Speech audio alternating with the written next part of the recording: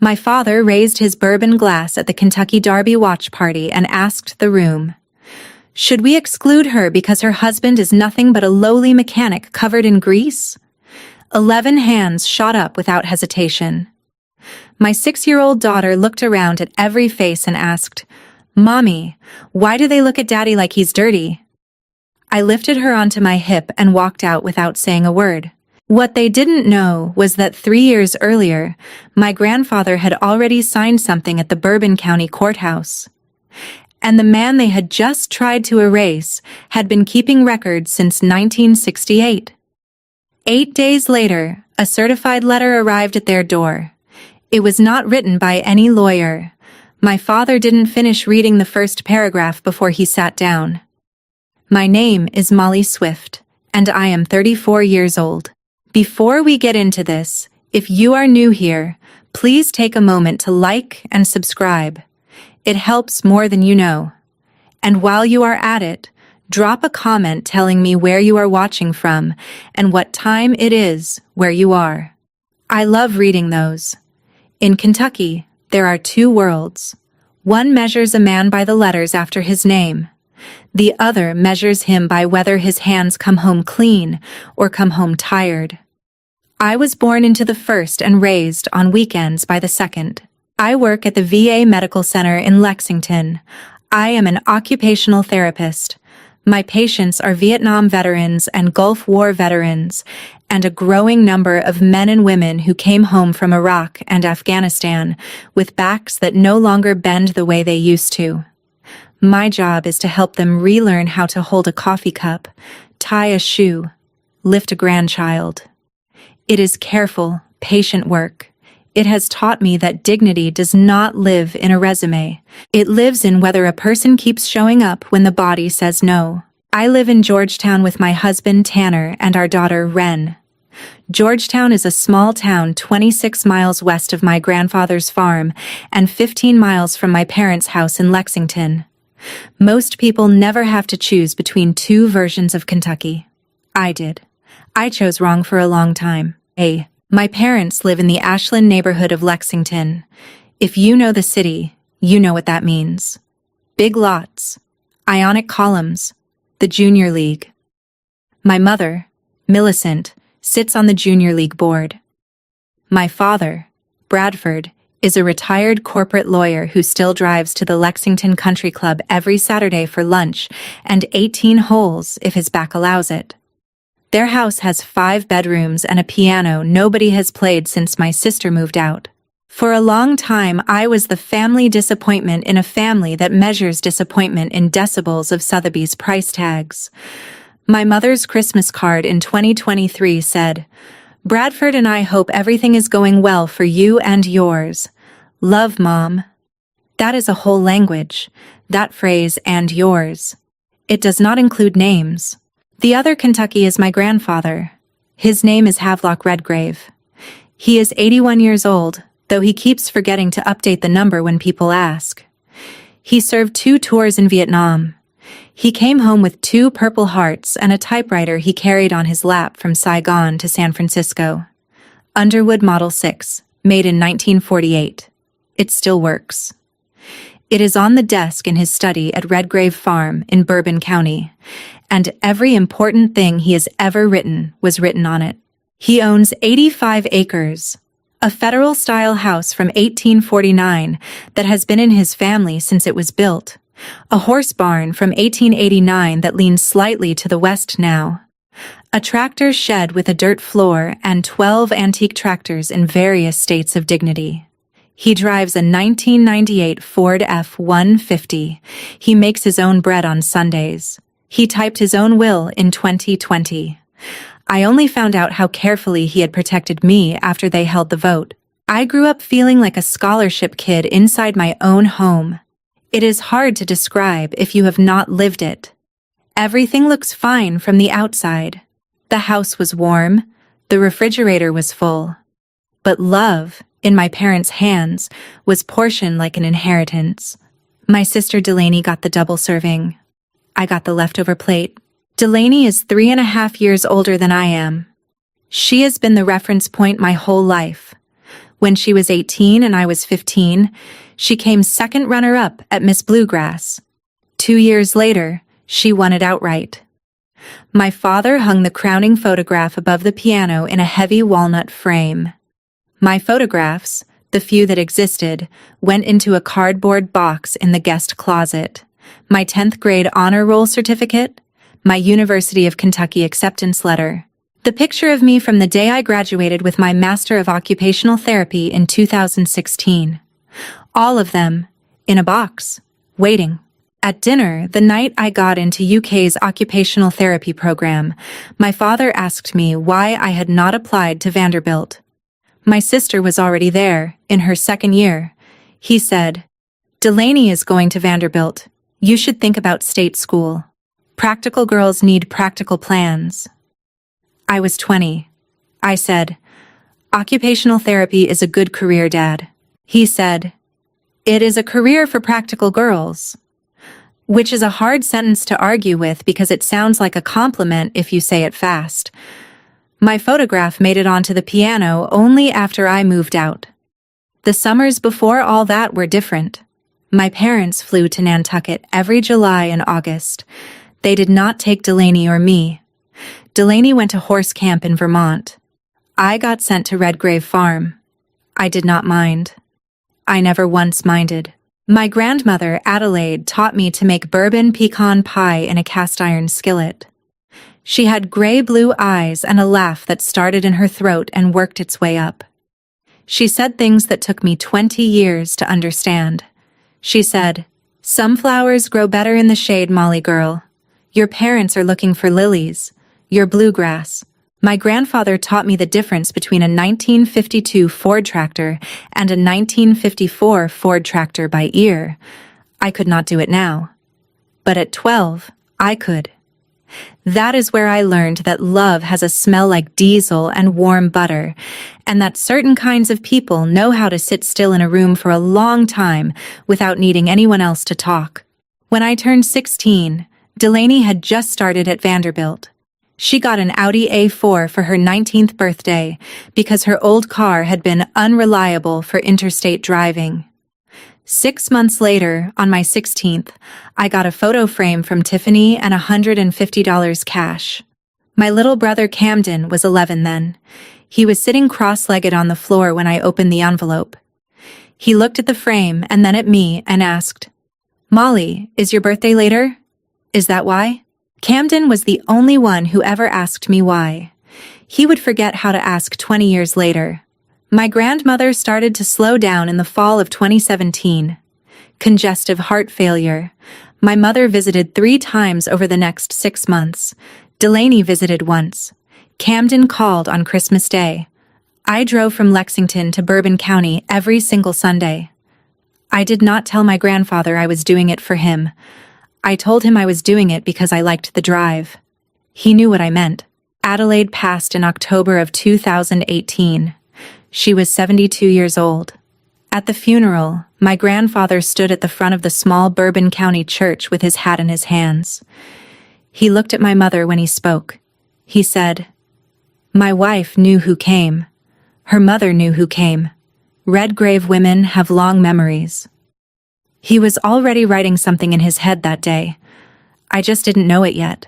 I met Tanner in September of 2013 at the Kentucky Farm Equipment Show in Paris. I was 21 and had driven down with my grandfather for the day. I was an undergrad.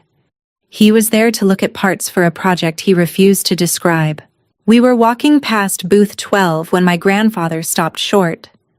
There was a man at that booth in a gray t-shirt and a set of jeans that had seen work.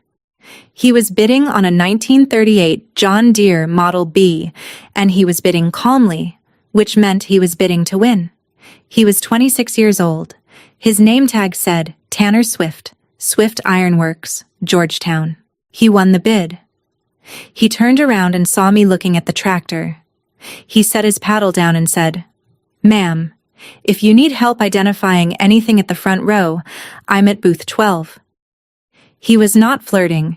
He was being polite the way you are polite to a stranger at church. My grandfather looked at me and then at Tanner. He did not smile all the way. He almost did. Grandpa knew. Grandpa always knew before I did. We started dating that November. He was 5 years older than me, ran his own shop, and could hold a conversation about anything so long as it involved something with a moving part or a purpose. I brought him home to meet my parents in March of 2014. My mother called him Tucker twice, on purpose, both times. My father asked, "So what's the trajectory in a career like yours?" He used the word trajectory the way another man might have used the word gun. Tanner said, "I don't measure work by trajectory, sir. I measure it by whether the tractor starts on the 5th try or the 1st. My father did not know how to hold that answer. He changed the subject to Delaney's engagement to Fletcher Fairchild. Later, in the truck driving home, I said, "She calls you Tucker on purpose." Tanner said, "Let her." We got married on a Saturday in October of 2016, October 8th, if you want the date. I was 24. Tanner was 29. We had 42 guests, most of them from his side. We got married at Redgrave, in the barn. My grandfather washed the floor the night before with a mop he had owned since 1971. My grandmother sat on the porch and tied a wreath for the barn doors out of mimosa and bluegrass wildflowers that grew along the creek behind the house. My mother told my father the morning of the wedding that she had a migraine and could not come. My father drove up alone. He stayed for 15 minutes, shook Tanner's hand once, kissed me on the forehead, and left before the ceremony started. Delaney and Fletcher came. Delaney complimented my dress by calling it so charmingly rustic. Camden was 21 that year. He drank too much bourbon at the reception and hugged Tanner and cried and apologized for something he would not name. I did not understand what he was apologizing for until much later. Adelaide tied that wreath with hands that would be still in 18 months. She knew before I did. After the ceremony, my grandfather pulled Tanner aside. He stopped at the fender of the unrestored 1918 Wallace Cub in the corner of the barn. I was 6 feet away, standing with my mother-in-law, who was crying quietly into a handkerchief. My grandfather took Tanner's hand and did not let it go for 6 full seconds. He said, "You remind me of a boy I served with. He knew engines. He didn't come home. I want you to know I see you the same way I saw him." Tanner said nothing. Tanner nodded. That was all. I did not understand what my grandfather meant that day. I did not understand for 9 more years until he wrote a letter. The pandemic changed a lot of things in the spring of 2020. It also changed my grandfather's calendar. My grandmother had been gone 18 months. He was in the 1849 house, alone. Tanner closed Swift Ironworks to the public in April and did not fully reopen until June. In the meantime, 3 days a week, he drove to Redgrave Farm. They fixed the tractor shed door. They fixed the fence along the creek. They fixed the belt on the well pump. Grandpa made coffee. They sat in the kitchen and did not talk for 40 minutes at a stretch. On the phone one night, my grandfather told me, "That boy of yours knows how to sit in silence. That's a skill." That spring, Grandpa started to write in his journal every night again. He had not written every night since 1975. In September of 2020, he walked Tanner over to the tractor shed. He pulled the tarp off the 1918 Wallace Cub. It had not run since 1974. He said, "This one belonged to my father. He bought her secondhand in 1935. She broke down the year my mother died, and I never fixed her. I couldn't." He gave Tanner the original manual, yellowed and taped together with the same tape he had used since Nixon was president. He said, "If you can bring her back, I want to hear that engine one more time. That's all. I won't sell her. I won't ask you to charge me. Take her home." Tanner took her home. 2 years turned into 2 years and 8 months, 900 hours, $0. Tanner sourced parts from 3 different states. He hand-cast piston rings when he could not find replacements. He rebuilt the magneto twice. He kept a spreadsheet on his phone with every hour logged. I did not ask him why he was not charging my grandfather. I already knew. In May of 2022, my grandfather called Tanner and me and told us to meet him at the Bourbon County Courthouse in Paris on Friday morning. He did not say why. He asked us to wear something clean.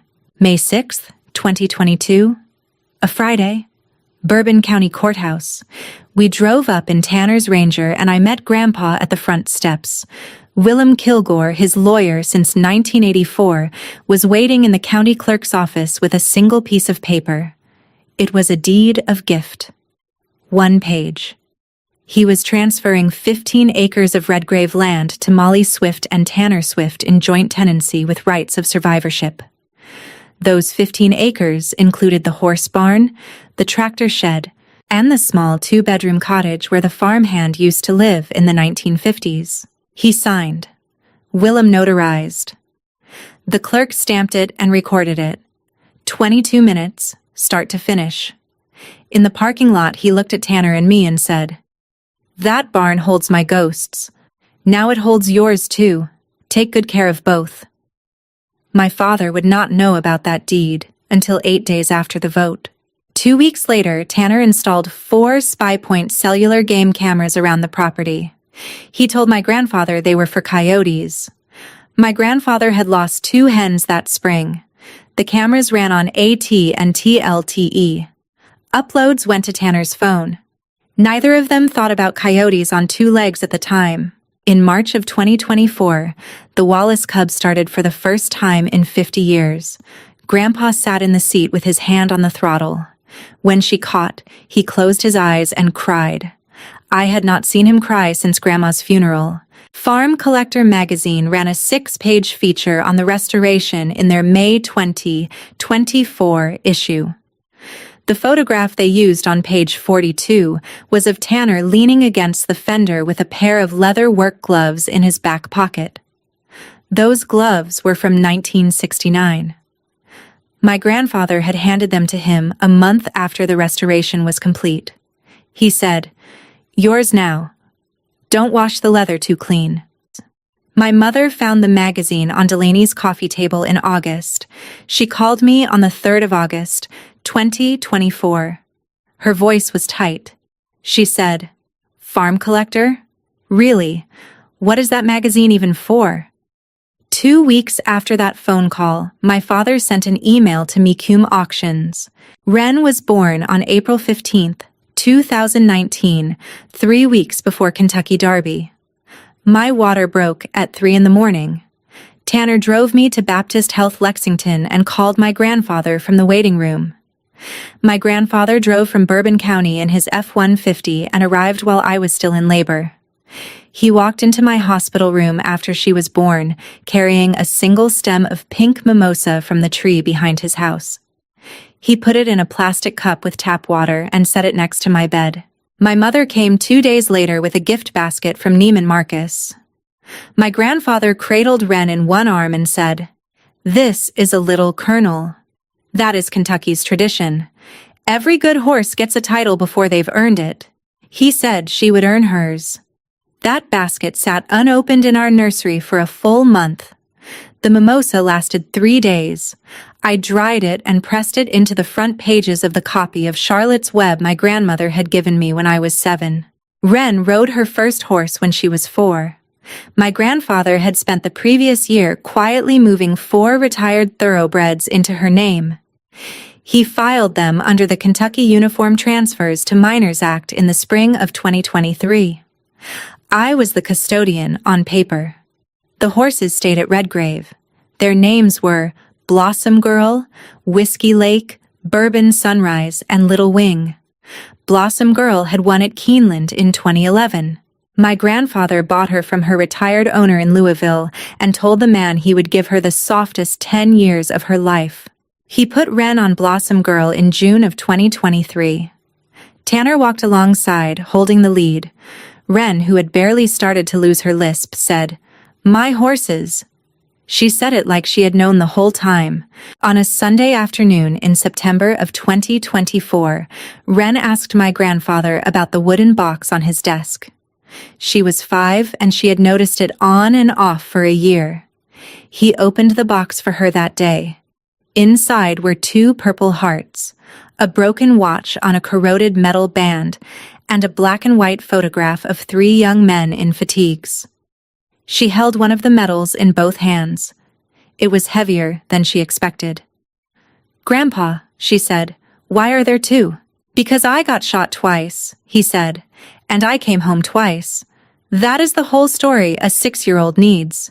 He hesitated, then added, "Little Colonel, medals live in this box. They come out only when it matters." Ren drew the box in her math notebook the following week.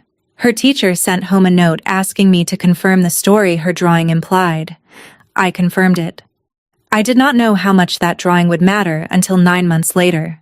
If you have never been in a family where the disdain runs underneath the china and the linen, it can be hard to explain how it sounds.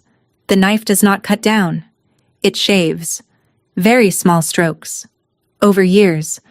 Thanksgiving of 2022 was at the Lexington Country Club. Fletcher stood up during the second course, raised a glass, and said, "To Tanner, grease under his nails is Kentucky's most valuable soil." The table laughed. My grandfather did not laugh. Ren was 3 that year and did not understand. Camden, who was 27 and had already stopped drinking bourbon at family events, looked down at his plate. Tanner raised his glass, nodded, and drank. My grandfather leaned over and said into my ear, "Fletcher just told me who he is. Don't forget." His journal that night, according to what he later showed me, said, "F drank first tonight. Learned who he is." Christmas of 2023 was at my parents' house. Fletcher had a fresh stack of business cards, embossed. Managing partner, Fairchild Capital Partners, Nashville. He handed one to Tanner over the eggnog and said, "In case you ever want to work with your hands and your head." After we got home that night, Tanner walked out to the wood stove in the garage and put the card in with the kindling. He did not say a word about it. Later, when I said, "He treats you like you don't have a head," he said, "He treats me like he wishes he didn't have hands." In the 8 years of our marriage, my mother never once said Tanner's name in front of a guest. Not once. She said, "Your husband." She said, "Molly's husband." She said, when introducing him at a garden party in 2024, "This is my daughter Molly and the one who works with tractors." At the Junior League spring luncheon that same year, I overheard her tell a friend, "It's a phase. They'll figure it out." 8 years. That was the year I stopped hoping she would learn his name. The last night of Christmas of 2023, Tanner sat in the truck for 15 minutes in the Lexington Country Club parking lot. He was listening to a podcast about antique tractor auctions. I found him with the driver's window cracked open. The voice on the radio was talking about early Wallace Cub tractors and their rarity, and about a sale at Mecum's fall premiere the year before that had drawn a bid of over $300,000. Tanner did not tell my grandfather. He did not tell me either. He turned the truck on when I opened the passenger door and said, "Let's go home. Ren wants pancakes." I did not hear that podcast until 14 months later. Then I understood why he never told me. He knew the price. He never told anyone. He only told the wood stove. Easter fell on March 31st that year. 10 days before Easter, my mother called my grandfather in the middle of the afternoon. He told me about it 3 months later, so I am piecing this together from what he said and what Willem later confirmed. She invited him to Easter brunch at the house of a family friend in Louisville. She called the man an attorney, only the friend. My grandfather said no the first time. She called back that evening and cried into the phone. He said yes. He was not saying yes to her, he told Willem. He was saying yes to see the whole play before he read the last line. He called Willem before dawn on Easter morning. He said, "You want me there?" Willem said, "Do you want me there?" My grandfather said, "No, not yet." He drove himself, 90 miles from Bourbon County to downtown Louisville. He wore his VA cap. The attorney's office was on the 3rd floor of a building near Waterfront Park, and my father and mother were already there when he walked in. No brunch, no coffee. Just a folder on the table with a single document in it. A quitclaim deed. 85 acres of Redgrave Farm, transferred to Millicent Halloway, for the purposes, the document said, of tax management and preservation of the family legacy. The attorney's name was Everett Hollingsworth. He held out a Montblanc pen. My father, according to my grandfather's account, said, "Dad, this makes everything simpler for tax purposes." Everett said, "Sir, a signature transfers the title. That's all it does." My grandfather sat down. He read the entire deed. He did not touch the pen. He looked at my mother for 5 seconds. He looked at my father for 5 seconds. Then he picked up the paper, tore it in half, and tore the halves into halves. He set the 4 pieces down on Everett's desk. He stood up and walked out of the office. My father caught up with him in the hallway. My grandfather turned around at the elevator. He said, 30 seconds. That's how long it took your husband to teach you to steal from your daddy. 30 seconds. He did not wait for a reply. He drove home. He stopped once in Frankfurt for gas and a black coffee. He was in the door at Redgrave by 8 in the evening. He went straight to his study. He pulled the old journal out of the locked drawer, the one bound in black leather that started in 1968, and he sat down at the Underwood. He typed 3 paragraphs about that day. He typed them slowly. The last line of the entry, dated March 31st, 2024, read, "They forgot who they were talking to." He closed the journal, set it on his desk for 20 minutes, and then locked it back in the drawer. 14 months later, that journal would sit open on his kitchen table in front of my sister's lawyer. My grandfather always kept a calendar on the wall behind the kitchen table. On it, he wrote the dates of his checkups at the VA Medical Center in Louisville. Every 3 months. He wrote them in blue pen. Anyone in the family who ever saw his calendar knew when he would be out of the house. On the first Wednesday of June in 2024, my sister brought a Christie's client and their wife out to Redgrave Farm. They arrived at 11:15 in the morning. My grandfather had left for Louisville at 8:30. She showed them the barn, the tractor shed, the horse pasture, and the back of the house from the driveway. She used the phrase off-market 3 separate times. She did not go inside. She did the same thing on the 22nd of September. Different client. She said, according to the audio file, "This 1889 barn alone is worth $600,000 as a rustic wedding venue conversion. Just the barn." The client asked, "Off-market?" She said, "Extremely off-market. We're keeping this quiet." She did the same thing on December 14th. Different client again. Every one of those visits was captured by the SpyPoint LTE cameras Tanner had installed 2 years earlier. Motion sensor, cellular upload, timestamps embedded in the metadata, faces clear, voices audible. All of it sat on Tanner's phone. He did not show it to me. He did not show it to my grandfather. He clipped it, filed it, and waited. On the 3rd of December in 2024, Camden drove up from Nashville to Bourbon County and asked my grandfather for $200,000. He said it was for a sports management deal that would return in 18 months. He was almost 29 years old that fall. He was already sweating through his shirt when he walked in. My grandfather did not answer for a long time. He got up, opened the safe in the bedroom, and came back with a stack of cash and a cashier's check. He drafted a promissory note, 2 pages, 6% interest, 18-month maturity, and had Willem Kilgore witness the signature over a Zoom call from his office in Winchester. He gave Camden the money. He gave me the original promissory note the following week, in a brown envelope, with a post-it on the front that read, "Hold this, just in case." Camden's message to my grandfather in August of 2025, 10 days before Thanksgiving planning began, said, "Grandpa, that deal fell through. We'll figure it out at Thanksgiving. Love you." He did not come to Thanksgiving.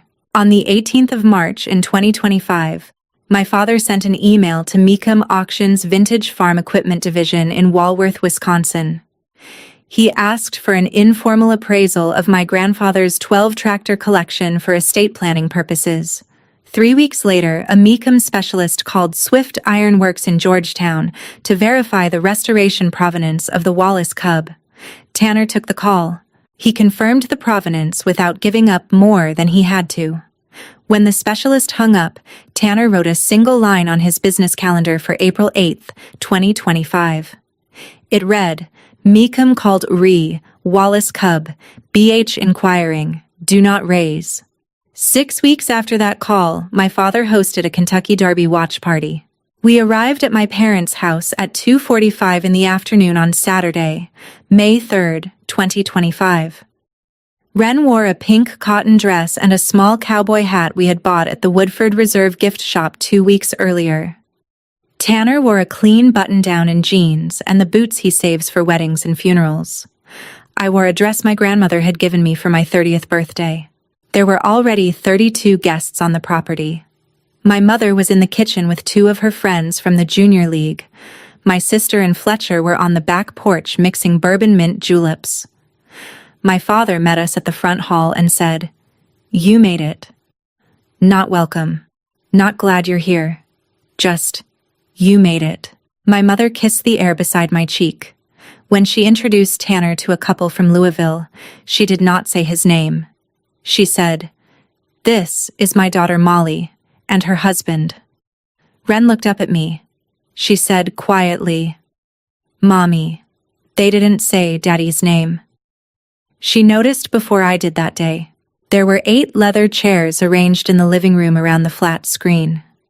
8. Every Derby party of my life had been 8. The first chair, the one nearest to the window, was always my grandfather's.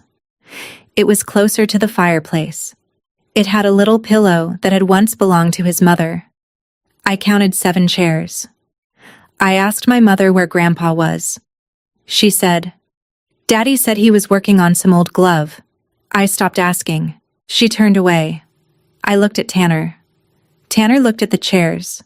He put his hand on the small of my back and said quietly, "7, Molly." I did not know then that he was at the barn on purpose. The undercard races started at 4. Bourbon flowed. By 5:20, the room was loud.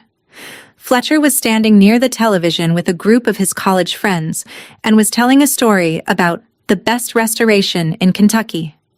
He pointed at Tanner across the room and said, "This one, right here.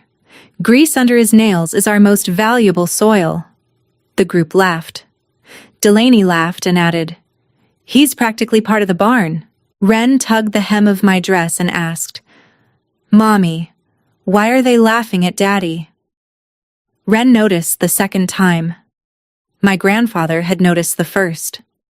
At 5:35, my father shut off the television halfway through the 5th undercard race. He walked to the center of the living room, raised his bourbon glass, and cleared his throat. The room quieted. He said, "Family, before the big race, I want to have a conversation with you all. It's about who this family is, and who this family is not." He looked directly at me. He said, "Should we exclude her because her husband is nothing but a lowly mechanic covered in grease?" The room went still for a beat. Then 11 hands went up together as if they had rehearsed. My mother, my sister, Fletcher, my brother Camden, 3 of my cousins, 2 of my mother's junior league friends. My father raised his own hand, and then, in the same motion, he raised his other hand as if he were counting for the empty chair. Camden's hand went up while he was looking at the floor. For 4 full seconds, no one said anything. Then my father said, "Motion carries." I was 33 years old that afternoon. I would turn 34 the following February. I did not process any of the numbers in that moment. I only processed the 11 hands. Then Wren spoke. She was on my lap. Her voice was small and clear. It cut through the whole room. "Mommy, why do they look at Daddy like he's dirty?" No one answered. Fletcher set his glass down. Delaney looked at the carpet. Camden stood up and walked out of the room. My mother forced a smile and said, "Sweetie, adults are just having a conversation." Wren looked at her. Wren did not say anything else. She turned her face into my dress. That was the moment I stopped being their daughter and started being her mother. I stood up with Wren in my arms. I did not speak. Tanner picked up Wren's small backpack from beside the chair. We walked out through the hallway. My father called out from the living room, "Molly, sit down, don't be dramatic." I did not answer. At the Ford Explorer in the driveway, I strapped Wren into her car seat. I locked the door. I climbed into the passenger side. Tanner got behind the wheel. Before he started the engine, Wren spoke from the back. She said, "Mommy, is Grandpa with the horses?" I said, "Yes, little Colonel. Grandpa's with the horses." I did not know then that my grandfather was already typing. We got back to Georgetown just after 6. I put on cartoons for Wren and sat with her in the living room. I did not cry. Tanner went to the kitchen and pulled a pack of ground beef out of the freezer. He was going to make dinner. I did not know what to say to him. At 6:47, Wren picked up the iPad off the ottoman and opened FaceTime. She dialed my grandfather without asking. From the kitchen, I could hear her breathing quicken. Then I heard her. "Grandpa, they said Daddy is trash. They said we don't belong." My grandfather did not answer for 3 seconds. Then he said, "Little Colonel, put Mommy on for 1 second." I went to the couch. I took the iPad. "Grandpa, I'm sorry, he said, "I'll be there at 11. Do not tell Tanner." That was the only instruction he ever gave me twice in one call. He left the farm at 10:32. The distance from Redgrave to our house in Georgetown is 26 miles. That night, at that hour, it takes 44 minutes if you do not stop. He stopped once in Paris to check that the wooden box on the passenger seat was still buckled in with the seatbelt. He would tell me that later, and I would understand that the box was more precious to him that night than his own seatbelt. At 11:07, there was a knock at our front door. Tanner had gone out to the garage to work on a timing chain, and I was in the living room folding a load of laundry. Wren was asleep upstairs. I opened the door. He was standing on our porch in his VA cap and his Carhartt jacket. He had the wooden box in his hands. He did not speak. He touched my shoulder gently and stepped past me. I called Tanner in from the garage. The 3 of us sat at the kitchen table. My grandfather set the box in the middle. I went upstairs and picked up Wren and brought her down still half asleep. She rubbed her eyes and blinked at my grandfather. He said, "Little Colonel, Grandpa came because you asked a very important question tonight. May I show you something?" She nodded. He opened the box. He lifted out the second Purple Heart. The one from Da Nang, from August of 1968. He placed it into her hands. She held it in both palms. It was heavier than she expected. He sat down so his eyes were level with hers. He said, "Little Colonel, this medal was given to me because a piece of metal went through my back and I lived. I was covered in mud that day. My hands were dirty. My uniform was dirty. My face was dirty. But this medal does not know the difference between dirt and blood. It only knows service. Your daddy fixes things. That is service. Same medal, different war. Never let anyone tell you what dirt on your daddy's hands means. You hear me?" She said, "Yes, Grandpa." He said, "Good." She put the medal back in the box. He closed the lid. He slid the box across the table. He gave the box to Wren. He did not give it to me. He left our house at 12:41. He sat in his truck for 6 minutes with the interior light on, tapping the steering wheel with the fingers of his right hand. Tanner watched him through the garage window and did not go out. Grandpa drove back to Bourbon County. He got home at 1:23 in the morning. He turned on the desk lamp in his study. He sat down in front of the Underwood. On a single sheet of 24-pound bond paper he had kept in a folder since 1970, he typed 6 lines. He was done at 1:41. He signed the bottom with a fountain pen he had owned since 1969. The ink was dark blue. He signed H. Redgrave. 15 minutes and 41 seconds. That is how long it took my grandfather to type the sentence that ended a family. If you have ever watched someone measure your husband by his job description while missing who he actually is, comment below. Tell me what it felt like the first time you understood that no explanation would be enough. I read every one. And now let me show you what happened when the letter arrived. Grandpa drove to Winchester on Monday morning. Willem Kilgore's office is on Main Street, on the second floor above a hardware store. Grandpa set the sealed envelope on the desk. He said, "Certified. Sunday delivery. Not before Friday." Willem did not ask why. He put the envelope in his office safe. He kept it there for 4 days. On Friday, May 9th, he walked the envelope 4 blocks to the Winchester post office and mailed it USPS Priority Mail Express certified, with Sunday delivery selected. It cost him $31.75. He paid in cash. He did not add my father to any distribution list. He mailed 1 envelope. On Sunday morning, May 11th, my parents were eating breakfast in the kitchen of the house on Ashland. My mother had made scrambled eggs. My father was drinking community coffee out of a Lexington Country Club mug.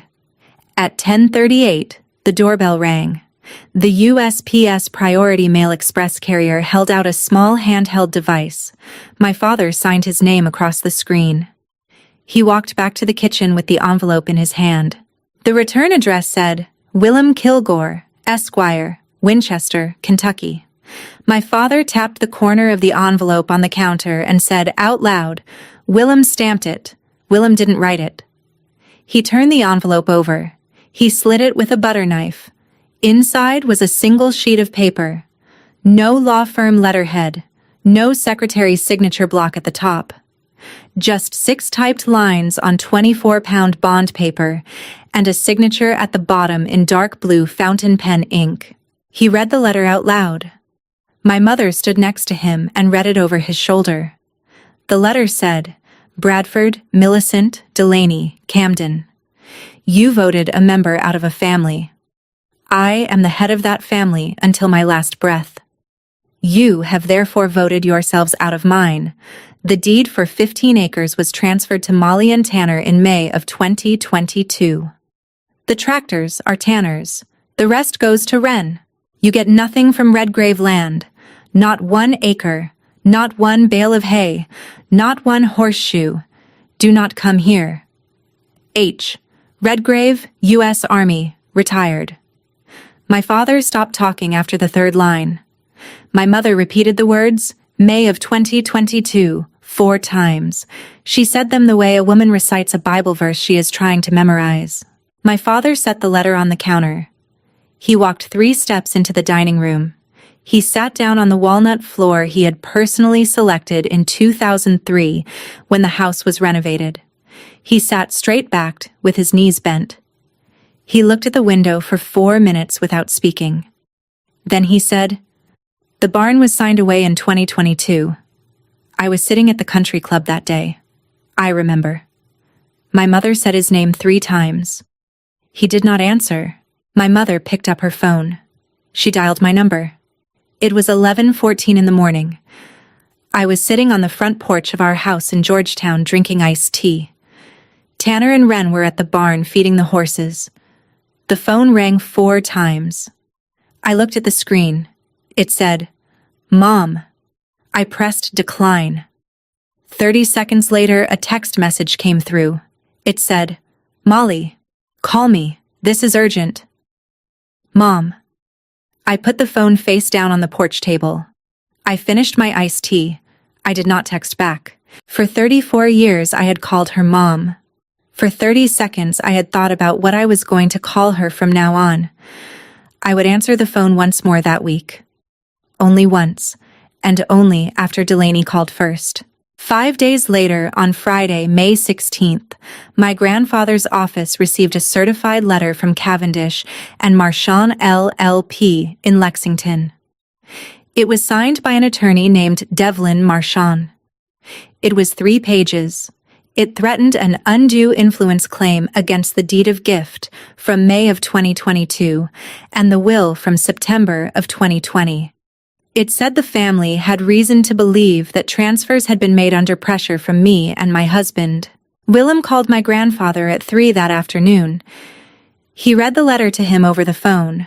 My grandfather listened without interrupting. When Willem finished, my grandfather said, "Set up a meeting. Redgrave Farm, Saturday. Bring the boxes." The Saturday he meant was May 24th. Willem set the meeting for 10 o'clock in the morning. Delaney arrived in her Range Rover with Devlin Marchand in the passenger seat.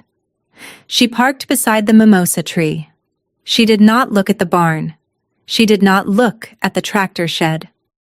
She walked to the front door of the 1849 house and knocked twice. My grandfather answered the door in a clean flannel and jeans. He was wearing his VA cap. Willem was already at the kitchen table. I was at the counter making coffee. Tanner was in the tractor shed by design. My grandfather did not want anyone in the room who could be accused of applying pressure. Camden had texted the night before asking to come. My grandfather had replied, "No." My parents were not invited. Delaney sat down at the far end of the table. Devlin sat next to her and opened a MacBook. He asked for permission to record the meeting. My grandfather agreed. He set 2 shoeboxes on the table. He opened the first one. The first one was the journal. 57 years of it. Cracked black leather. Willem opened it to a marked page and read out loud. March 31st, 2024. They forgot who they were talking to. Devlin typed without looking up. Willem read 3 more marked entries. One from Thanksgiving of 2022 about Fletcher. One from Christmas of 2023 about the business card. One from April 8th of 2025 about the Meekum inquiry. My grandfather said nothing while Willem read. Then he opened the second box. Inside the second box was a stack of manila folders. Willem removed them in order. Tanner was called in from the shed. He came into the kitchen with the MacBook that had received the camera clips. He set the MacBook on the table. The first clip played. Delaney's voice came through the speakers. It was clear. It was dated. Her face was in the frame. This 1889 barn alone is worth $600,000 as a rustic wedding venue conversion. Just the barn. Delaney's face went white by degrees, 1 shade at a time. Devlin looked at Delaney. He did not close the laptop yet. Willem played the second clip, then the third. Delaney did not speak. She looked at the table. My grandfather opened the next folder. He set the promissory note down in front of Devlin. 2 pages, 6%, $200,000, signed by Camden Halloway on December 3, 2024. Witnessed by Willem Kilgore, Esquire, via Zoom. "I am not collecting this," my grandfather said. "I am showing that it exists." He opened the last folder. It was a printout of the email my father had sent Meekum Auctions on March 18th. The subject line read, "Informal appraisal request, tractor collection, estate planning." My grandfather said, "Mr. Marchand, this is not undue influence. This is a family that has been calculating for years while I was noting." Devlin closed the MacBook before my grandfather finished the 5th folder. He said, "I need to speak with my client." Willem finally spoke. He had not said a word in the previous 40 minutes. He said, "Mr. Marchand, withdraw quietly or I file a bar complaint before your Monday morning coffee. Your client has voted herself out of standing." Devlin nodded once. He said, "We'll withdraw." Delaney did not look at me on the way out. She looked at my grandfather. He looked back at her and said one word. "Go." After the door closed, my grandfather poured 4 cups of coffee. Tanner came in from the porch. Willem sat back down.